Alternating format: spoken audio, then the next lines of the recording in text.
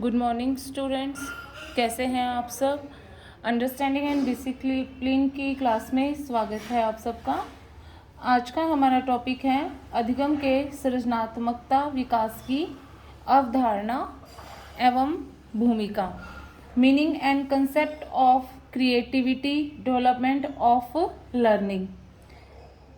सामान्यतः किसी भी तथ्य का अधिगम उस स्थिति में ही सार्थक होता है जब उसके द्वारा किसी नवीन व्यवस्था का सृजन होता है।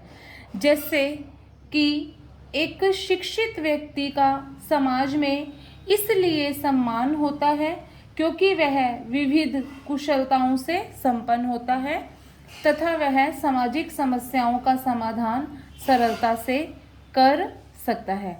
अर्थात हम कह सकते हैं कि हमारा अधिगम लर्निंग तभी सार्थक होता है, सक्सेस होता है जब हम किसी नवीन व्यवस्था या नवीन परिस्थितियों का सृजन करते हैं।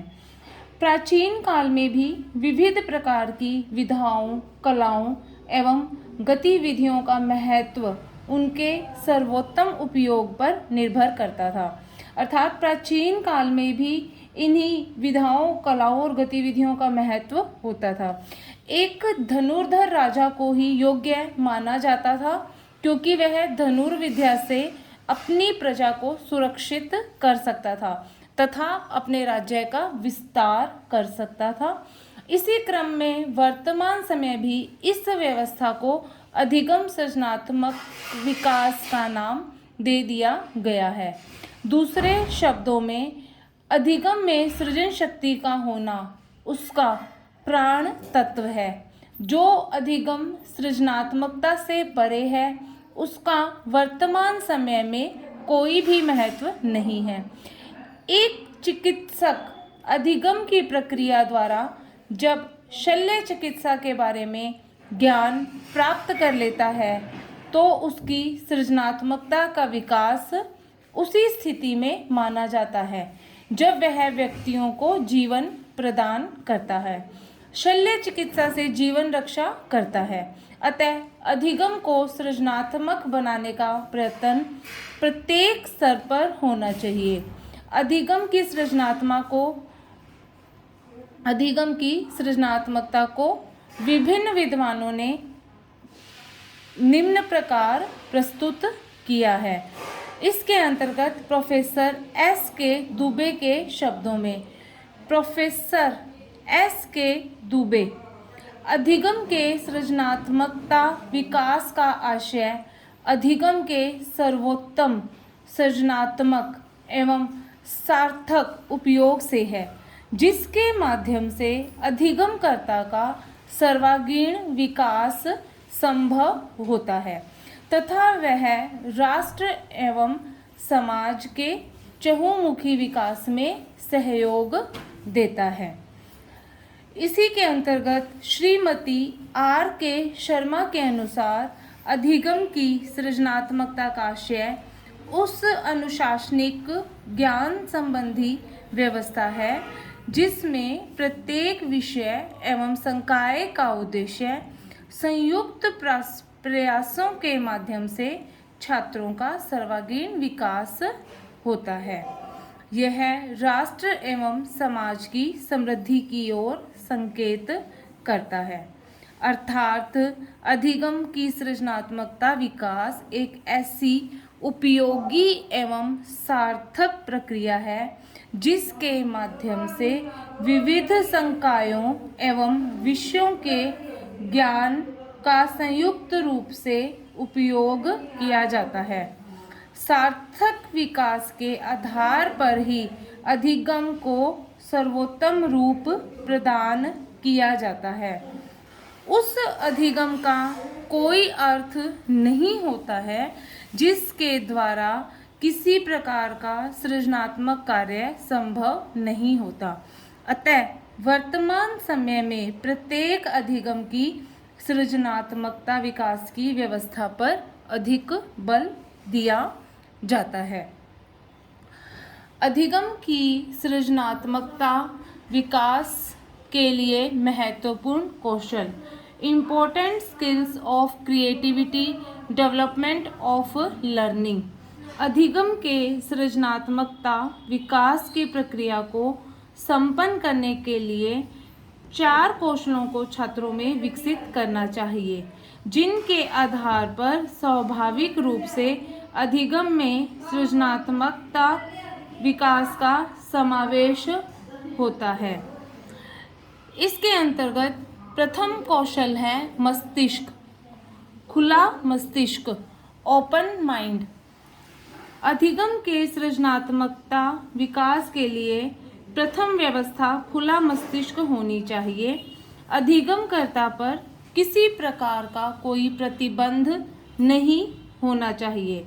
जैसे कि विज्ञान संकाय का छात्र अपनी भौतिक विज्ञान की क्लास में शिक्षक से पूछता है कि मैंने समाचार पत्र में पढ़ा है कि रुपए का अवमूल्यन हो गया और भारत की अर्थव्यवस्था पर इसका विपरीत प्रभाव पड़ता है। इस स्थिति में शिक्षक को खुले मस्तिष्क का परिचय देना चाहिए और यथासंभव छात्रों को अवमूल्यन के अर्थ एवं प्रभाव के बारे में जानकारी देनी चाहिए और छात्रों की समस्या को अच्छे से क्लियर करना चाहिए। इस प्रकार की स्थिति प्रत्येक शिक्षक एवं प्रत्येक छात्र की होनी चाहिए। अधिगम के क्षेत्र में किसी प्रकार का कोई भी प्रतिबंध नहीं होना चाहिए। नेक्स्ट पॉइंट है हमारा उत्सुकता, क्यूरियोसिटी। सृजनात्मक कौशल के रूप में द्वितीय कौशल उत्सुकता को माना जाता है। जब छात्र द्वारा अधिगम के क्षेत्र में जिज्ञासा उत्पन्न होती है तथा जिज्ञासा को शांत करने के लिए छात्र द्वारा प्रयास किया जाता है, तो शिक्षक द्वारा इस कार्य में छात्र का सहयोग किया जाता है। जैसे कि न्यूटन के ऊपर सेब गिरा तो उसने यह जानने का प्रयत्न किया कि सेब नीचे क्यों आया, वह ऊपर क्यों नहीं गया। इस जिज्ञासा को शांत करने के लिए उसके द्वारा अनेक प्रयोग किए गए। अंत में न्यूटन ने गुरुत्वाकर्षण संबंधी नवीन अवधारणा का सृजन किया। अतः उत्सुकता को शांत करने पर तथा जिज्ञासा के जागृत होने पर सृजनात्मकता का विकास स्वाभाविक एवं अनिवार्य रूप से होता है। नेक्स्ट पॉइंट है हमारा कल्पना, इमेजिनेशन। कल्पना भी अधिगम के सृजनात्मकता के विकास का प्रमुख कौशल माना गया है। जब तक कल्पना नहीं होगी, सृजनात्मकता का विकास संभव नहीं होगा। कक्षा में एक बार कविता का पाठ चल रहा था। सभी छात्र आनंदित हो रहे थे। एक छात्र बोला कि सभी विषय कविता के माध्यम से पढ़ाए जाएं तो कितना आनंद आएगा। इस कल्पना ने एक सिद्धांत का सृजन कर दिया। वर्तमान समय में प्राथमिक स्तर पर गणित, विज्ञान एवं सामाजिक अध्ययन में कविता का प्रयोग किया जाता है और इस प्रकार विविध प्रकार की कल्पनाएं छात्रों द्वारा की जाए या शिक्षक द्वारा की जाए, दोनों के द्वारा ही सृजनात्मक स्थिति उत्पन्न होती है। अतः कल्पना कौशल एवं तर्क कौशल अधिगम में सृजनात्मकता का विकास करने में पूर्ण सहायता प्रदान करते हैं। अब है नेक्स्ट पॉइंट हमारा समस्या समाधान कौशल। समस्या समाधान कौशल, समस्या समाधान, प्रॉब्लम सॉल्विंग स्किल। समस्या समाधान के प्रयास एवं योग्यता दोनों के ही माध्यम से सृजनात्मकता का विकास होता है।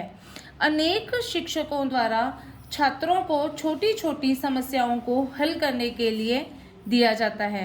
इन समस्याओं के समाधान में सृजनात्मकता का विकास होता है।